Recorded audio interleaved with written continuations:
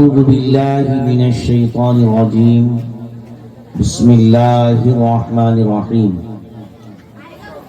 كنتم خير أمة أخرجت للناس تأمرون بالمعروف وتنهون عن المنكر وقال تعالى في مقام آخر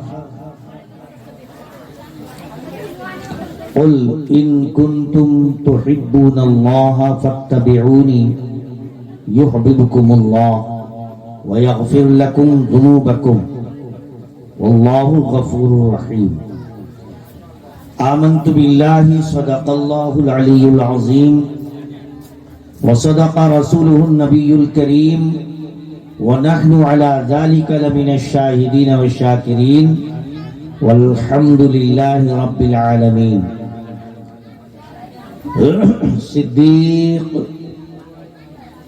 صدیق عکس حسن و جمال محمد است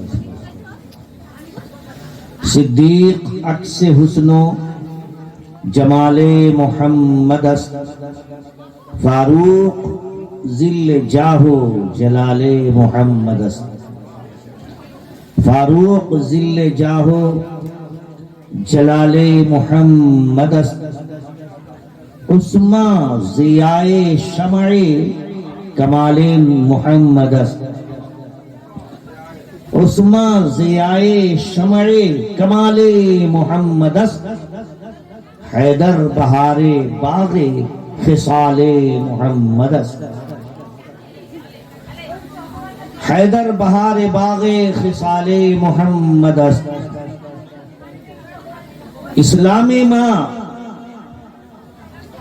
اسلام ماں اطاعت خلفائے راشدین اسلام ماں اطاعت خلفائے راشدین ایمان ماں محبت آل محمد است ایمان ماں محبت آل محمد است یہ تو فارسی زبان میں برکت کے لیے پڑھا ہوں تاکہ ان مقدس ہستیوں کے اسماء نورانی جب اپنے زبان پہ لوں تو اپنا وجود نورانی ہو جائے روشن ہو جائے اسی تصور کے ساتھ میں نے اپنے آقا کے ان یاروں کا تذکرہ فارسی اشعار میں کیا ہے لیکن عشق جو سکھایا ہے جس ذات نے اور عشق کا جام جس ذات نے پلایا ہے اس ذات گرامی وقار کا نام ہے اعلیٰ حضرت امام عشق و محبت امام احمد رضا خان علیہ الرحمت و رضوان ان کی بارگاہ میں پہنچتے ہیں تو کہتے ہیں پہلے سجدے پہ روزے ازل سے درود پہلے سجدے پہ خوب توجہ کے ساتھ سنیے بہت توجہ دیجیے اور اپنے دامن میں سمیٹیے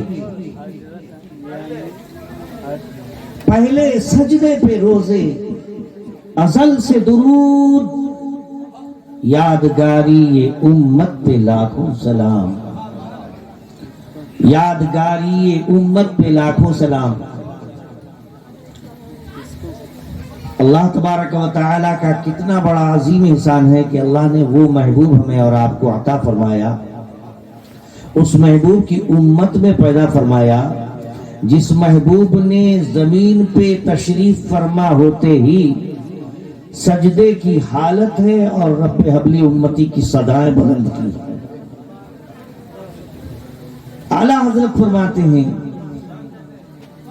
پہلے سجدے پہ روزے ازل سے درود یادگاری یہ امت پہ لاکھوں سلام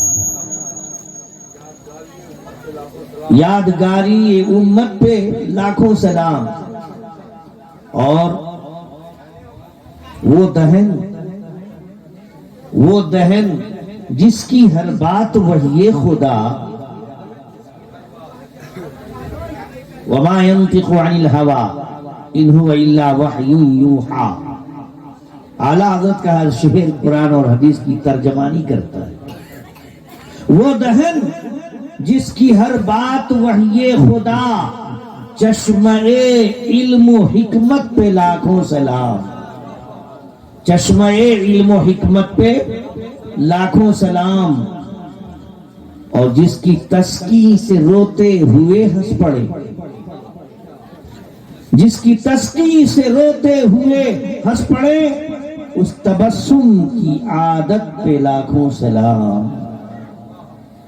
اور دور و نزدیک کے سننے والے وہ کان. کبھی یہ مت سوچئے گا موہن پور ملا پور والوں، بھلی محلہ والوں، کہ میرے آقا ہم سے دور ہیں. نہیں، کبھی یہ مت تصور کیجئے گا. مدینہ جانے والے قافلہ کو جانے دیجئے، جا رہے ہیں، ان کے پاس اللہ نے حیثیت دی ہے، وہ صاحب استطاعت میں وہ جا رہے ہیں. لیکن اگر آپ کے دل میں عشق نبی کا چراغ روشن ہے تو مصطفیٰ پیارے اپنے چہرہ و دعا کی زیارت آپ کو اسی دھرتی پہ کرائیں گے. اپنے گنبد خضرا کی زیارت یہیں سے کرائیں گے،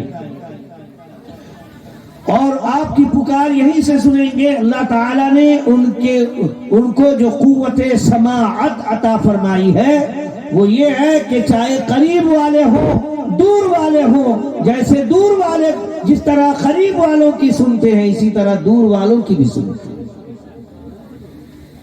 اعلیٰ حضرت نے ترجمانی کی، دور و نزدیک کے سننے والے وہ کان، کان لالے کرامت پہ لاکھوں سلام. اور نور کے چشمے لہرائیں دریا بہ، نور کے چشمے لہرائیں دریا بہیں، انگلیوں کی کرامت پہ لاکھوں سلام. دیکھیے اعلیٰ حضرت کی شاعری سب کی سمجھ میں آنے والی شاعری نہیں ہے، لیکن اعلیٰ حضرت امام حکم محبت سے کسی نے پوچھا، توجہ دیجیے اب میری تقریر شروع ہو رہی ہے. کسی نے پوچھا کہ سورج تو سورج لپیٹ دیا جائے گا، ستارے زمین پہ آ جائیں گے، سمندروں سے آگ کے انگارے نکلیں گے، آگ کے شعلے نکلیں گے. اذا الشمس كورت وَإِذَا النُّجُومُ انْكَدَرَتْ وَإِذَا الْجِبَالُ سُيِّرَتْ وَإِذَا الْعِشَارُ عُطِّلَتْ وَإِذَا الْوُحُوشُ حُشِرَتْ وَإِذَا الْبِحَارُ سُجِّرَتْ. قرآن نے نقشہ بیان کیا ہے قیامت کا. اعلیٰ حضرت سے پوچھا گیا کہ سورج تو لپیٹ دیا جائے گا، ستارے زمین پہ گرا دیے جائیں گے، سورج نہیں رہے گا، ستارے نہیں رہیں گے، چاند نہیں رہے گا، چاندنی نہیں رہے گی، تو اندھیرے میں حساب و کتاب ہوگا. محشر میں جو حساب کتاب ہوگا وہ اندھیرے میں ہوگا. کس سے سوال ہوا؟ ایک عاشق زار سے، عشق کے پیکر سے سوال ہوا کہ حساب کتاب اندھیرے میں ہوگا. اعلیٰ حضرت امام عشق و محبت نے فرمایا نہیں، حساب کتاب اجالے میں ہوگا، روشنی میں ہوگا. سوال ہوا کہ جب سورج نہیں تو روشنی کیسی، جب چاند نہیں تو چاندنی کیسی، جب ستارے نہیں تو قنگینوں کا سوال کہاں سے پیدا ہوتا ہے؟ تو چاند سورج ستارے تو رہیں گے نہیں تو روشنی کیسی ہوگی اور کہاں سے وہ روشنی آئے گی؟ تو اعلیٰ حضرت امام عشق و محبت نے چہرہ مصطفیٰ کی نہیں بات کی، چہرہ و دہا کی بات نہیں کی. یہ فرمایا کہ جانتے ہو روشنی کہاں سے آئے گی؟ سن لو، احمد رضا سے سن لو. اللہ تعالی کس طرح روشنی پیدا فرمائے گا؟ میرے آقا کے قدمین شریفین، دونوں پیر مبارک، دونوں پیر مبارک میں جو انگلیاں ہیں 10، ان 10 انگلیوں پہ جو ناخن ہے نا، اللہ تعالی میرے آقا کے دونوں قدموں کے ناخنوں سے لائٹ پیدا کر دے گا، روشنی پیدا کر دے گا، اور پورا محشر جگمگ جگمگ ہو جائے گا. اسی روشنی میں حساب و کتاب بھی ہوگا. کیا بات ہے! فرماتے ہیں عید مشکل کشائی کے چمکے ہلال، عید مشکل کشائی کے چمکے ہلال، ناخنوں کی بشارت پہ لاکھوں سلام، ناخنوں کی بشارت پہ لاکھوں سلام۔ محبت کے ساتھ درود شریف پڑھ لیجئے۔ اللہم صلی علی سیدنا و شفیعنا و نبینا و مولانا محمد عدد ما فی علم اللہ، صلاۃً دائمۃً بدوام ملک اللہ۔ شان رسالت کانفرنس ہے، غالباً یہ 7ویں بار ہے، 7واں سالانہ کانفرنس ہے، 7واں ہے۔ مسلسل 7 سالوں سے یہ کانفرنس ہوتی چلی آ رہی ہے۔ اور شان رسالت کا مطلب ہوتا ہے میرے آقا صلی اللہ علیہ وسلم کی شان، ان کی بلندی، ان کی رفعت اللہ تعالی نے کس قدر بلند کیا ہے، اس کو لوگوں کے سامنے کچھ اجاگر کیا جائے، ظاہر کیا جائے، اور اس کی روشنی ہر سامع سننے والا اپنے دامن میں سمیٹ کر اپنی صبح کو سنوار لے، اپنی شام کو سنوار لے، اپنے دن کو سنوار لے، اپنی رات کو سنوار لے۔ اور جلسہ کرانے کا مقصد بھی یہی ہونا چاہیے ہمیشہ کہ جلسہ ہم اس لیے کراتے ہیں تاکہ ہماری اصلاح ہو جائے، ہم خواب غفلت سے بیدار ہو جائیں، ہمارے اندر جو برائیاں ہیں، جو خرابیاں ہیں، اس جلسے کی برکت سے وہ برائیاں دور ہو جائیں، خرابیاں ختم ہو جائیں، اور ہم سنت مصطفی پر عمل کرنے والے ہو جائیں۔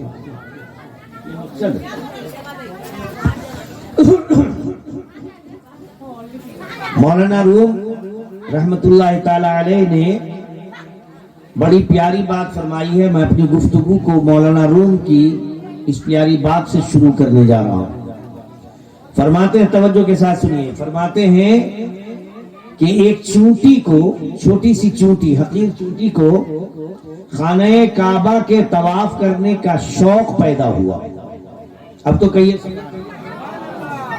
ایک چونٹی کو خانہ کعبہ کا طواف اور گنبد خضرا کی زیارت کی تڑپ پیدا ہو گئی، لیکن چھوٹی سی چونٹی جائے تو کیسے جائے؟ خانہ کعبہ کا طواف کرنے کے لیے معمولی دور کا سفر تو نہیں، بہت دور کا سفر کرنا پڑے گا، سمندروں کو طے کرنا پڑے گا، پہاڑ سے مقابلہ کرنا ہوگا، اور نہ جانے کتنی مسافت طے کرنی ہوگی، تب پہنچنا ہے حرمین طیبین، پھر زیارت حرمین شریفین کی سعادت نصیب ہوگی۔ لیکن چونٹی کے دل میں عشق نبی کی چنگاری سلگ رہی تھی۔ چونٹی نے عرض کیا، مولا میں چاہتی ہوں کہ تیرے کعبہ کا طواف کروں، حتیم کعبہ میں کچھ دیر تیرا ذکر کروں، اور پھر گنبد خضرا کی زیارت کروں۔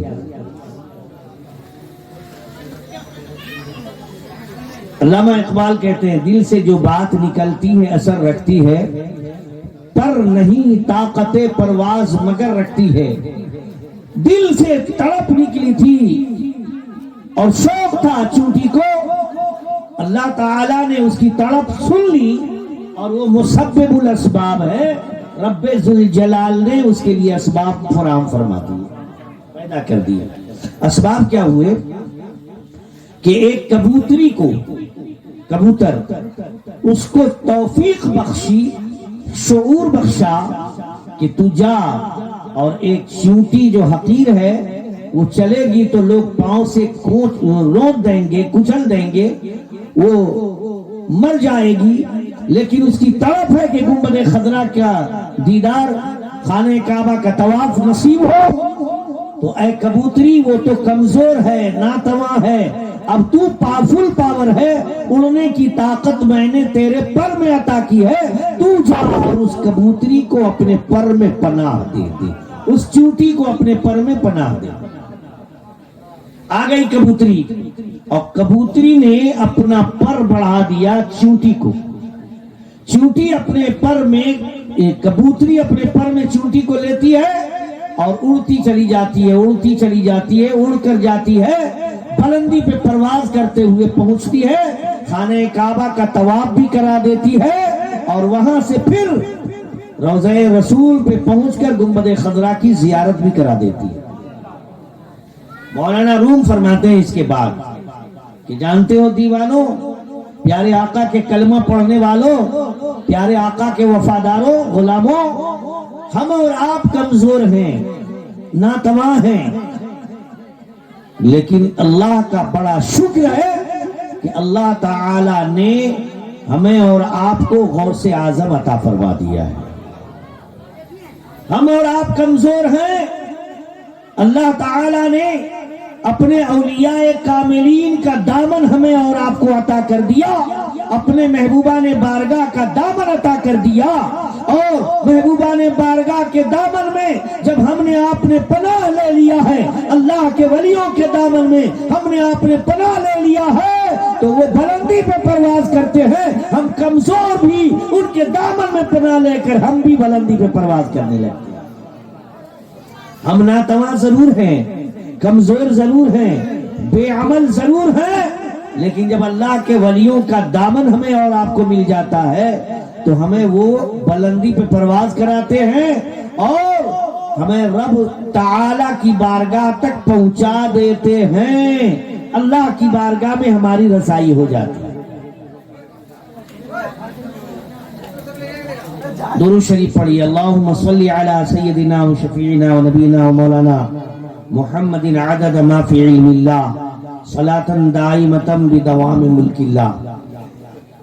اللہ تبارک و تعالی نے قرآن عظیم میں اپنے محبوب کی شان جو بلند کیا ہے، تقریباً 100 مقامات پہ، قرآن عظیم کے 100 مقامات پہ اللہ نے اپنے محبوب کا نام اپنے نام کے ساتھ ذکر کر دیا اور صاف اور صریح لفظوں میں اعلان کر دیا، من یطع الرسول فقد اطاع اللہ، جس نے رسول کی اطاعت کی بلا شبہ یقیناً اس نے اللہ کی اطاعت کر لی۔ مختلف مقام پہ آپ کو یہ آیت کریمہ ملے گی، لیکن قرآن میں ایک آیت بھی ایسی نہیں ملے گی جہاں اللہ نے یہ فرمایا ہو کہ جس نے اللہ کی اطاعت کر لی اس نے رسول کی اطاعت کر لی۔ کہیں نہیں ملے گا، ایک آیت بھی نہیں ملے گی، لیکن بے شمار آیتیں ایسی ہیں جس میں اللہ نے یہ فرما دیا ہے کہ جس نے رسول کی اطاعت کی بلا شبہ اس نے اللہ کی اطاعت کر لی۔ ایسا کیوں؟ جب ہم لوگ مدرس آدمی، ٹیچر آدمی غور کرتے ہیں، توجہ دیتے ہیں، تو اس منزل پہ پہنچتے ہیں کہ اگر ایک آیت بھی ایسی ہوتی جس میں یہ حکم ہوتا کہ لوگوں اللہ کی اطاعت تمہارے لیے کافی ہے، جس نے اللہ کی اطاعت کر لی، اللہ کے حکم پہ عمل کر لیا، بلا شبہ اس نے رسول کی اطاعت کر لی، اگر ایک آیت بھی ایسی ہوتی تو رسول پاک سے کترانے والوں کے لیے ایک راستہ مل جاتا، رسول اللہ کی بارگاہ سے چھٹنے والوں کے لیے ایک راستہ مل جاتا۔ وہ یہ کہتے کہ ہمارے لیے اللہ کافی ہے، اللہ کی عبادت ہم نے کر لی، اللہ کو ہم نے مان لیا، ہمارے لیے کافی ہے، اب کسی کو ماننے کی ضرورت نہیں ہے۔ قرآن کہتا ہے خبردار نادانو، بغیر مصطفیٰ کے خدا کو تم پا نہیں سکتے۔ اعلان ربانی ہوتا ہے، من یطع الرسول فقد اطاع اللہ، جس نے رسول کی اطاعت کی بلا شبہ اس نے خدائے وحدہ لا شریک کی عبادت اطاعت کی۔ بغیر مصطفیٰ کی اطاعت کے کوئی خدا کی اطاعت نہیں کر سکتا۔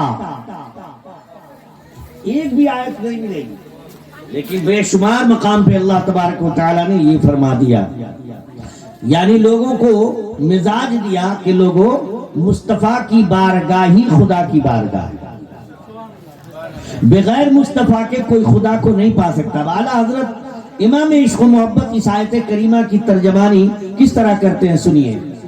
بخدا خدا کا یہی ہے در، بخدا خدا کا یہی ہے در، نہیں اور کوئی مفر مقر جو وہاں سے ہو یہیں آ کے ہو، جو یہاں نہیں تو وہاں نہیں۔ توجہ کے ساتھ سنیے، قرآن عظیم کی ایک آیت کریمہ ہے، وَمَا رَمَيْتَ إِذْ رَمَيْتَ وَلَكِنَّ اللَّهَ رَمَى۔ اب کس طرح اللہ نے اپنے محبوب کے کام کو اپنا کام کہا، اپنے محبوب کے فرمان کو اپنا فرمان کہا، اپنے محبوب کی اطاعت کو اپنی اطاعت فرمایا، کس طرح قرآن عظیم کی چند آیتیں ہم آپ کو پیش کر دیں تاکہ شان رسالت کانفرنس کے مطابق ہماری یہ گفتگو ہو جائے. وما رمیت اذ رمیت ولکن اللہ رما. پیارے آقا صلی اللہ علیہ وآلہ وسلم نے کنکری پھینکی. کب؟ ایک جنگ کے موقع پہ دشمن جب حملہ آور ہوئے تو میرے مصطفیٰ نے ایک مٹھی کنکری اٹھائی اور یوں پھینک دیا. یا شب ہجرت میں جب میرے آقا کے کاشانہ اقدس کو دشمنان اسلام نے، کفار و مشرکین نے ہاتھ میں تلوار لے کر اور گھیر لیا، گھیرے میں لے لیا، جبریل امین آ گئے، مصطفیٰ پیارے سے کہا اے محبوب یہ کفار و مشرکین 40 قبیلے کے ہیں اور ہاتھ میں شمشیر برہنہ لیے آپ کو نقصان پہنچانا چاہتے ہیں، لیکن رب ذوالجلال نے آپ کی حفاظت کا ذمہ لے لیا ہے، اس لیے آپ اٹھیے اور ایک مٹھی کنکری لیجئے، پھینک دیجئے اور اس کے بعد آپ آسانی سے چلے جائیے، مکہ چھوڑیے، مدینہ جائیے. ایک مٹھی کنکری. یہ بتائیے کہ ہم اور آپ اس طرح مٹھی اٹھائیں گے، کنکری پھینکیں گے تو کنکری سامنے جائے گی، لیکن میرے مصطفیٰ نے جس کنکری کو اپنی مٹھی میں پناہ دے دیا تھا اور جن کنکریوں نے میرے محبوب میرے آقا کی مٹھی شریف کو بوسہ دینے کا شرف حاصل کر لیا، جب چھوڑا تو وہ اڑ اڑ کر کے اور میزائل بن کر کے، بم اور بارود بن کر کے اور تلاشنا شروع کیا ہے. تمام دشمنان اسلام کی آنکھوں کو ڈھونڈنا شروع کیا اور ڈھونڈ ڈھونڈ کر کے آنکھوں میں گھسنا شروع کر. چاروں طرف سے حصار کیے ہوئے تھے نا، یہ سب اپنی آنکھیں ملتے رہ گئے. آنکھ میں جب کنکری گئی تو اپنی آنکھیں ملتے رہ گئے اور میرے آقا شان سے تشریف لے جاتے چلے. یہ تو میرے آقا کی شان تھی. اب ہم قرآن سے پوچھتے ہیں، قرآن تو بتا یہ کنکری پھینکنے کا معاملہ کیا ہے؟ کنکریوں سے پوچھئے، کنکریوں تم بتاؤ تمہیں کس نے چھوڑا تھا؟ تو کنکریاں کہتی ہیں کہ ہمیں مصطفیٰ پیارے نے اپنے دستے مبارک میں لے کر پھینکا تھا، لیکن ہمارے اندر جو یہ اڑنے کی طاقت ہو گئی تھی یہ دستے مبارک کو بوسہ دینے کی بنیاد پر اڑ اڑ کر کے ایک ایک کافر کی آنکھ میں وہ کنکری گھس گئی. یہ اپنی آنکھیں ملتے رہ گئے، میرے آقا شان سے گزرتے چلے گئے. قرآن عظیم ارشاد فرماتا ہے وما رمیت اذ رمیت ولکن اللہ رما. اے محبوب وہ کنکری جو آپ نے پھینکی تھی وہ آپ نے نہیں بلکہ آپ کے رب نے پھینکی تھی. قربان جائیے، اللہ نے اپنے محبوب کے پھینکنے کو اپنا پھینکنا فرمایا اور ارشاد فرمایا اور دنیا والوں دیکھ لو اللہ نے رسول کی اطاعت کو اپنی اطاعت فرمایا ہے اور رسول کے پھینکنے کو اپنا پھینکنا فرمایا ہے. اسی لیے اعلیٰ حضرت نے فرمایا تھا بخدا خدا کا یہی ہے در، نہیں اور کوئی مفر مقر، جو وہاں سے ہو یہیں آ کے ہو، جو یہاں نہیں تو وہاں. اب دوسری آیت کریمہ سنیے، سورہ حجرات شریف کی سب سے پہلی آیت کریمہ ہے یہ یا ایھا الذین آمنوا لا تقدموا بین یدی اللہ ورسولہ. یہ شان رسالت.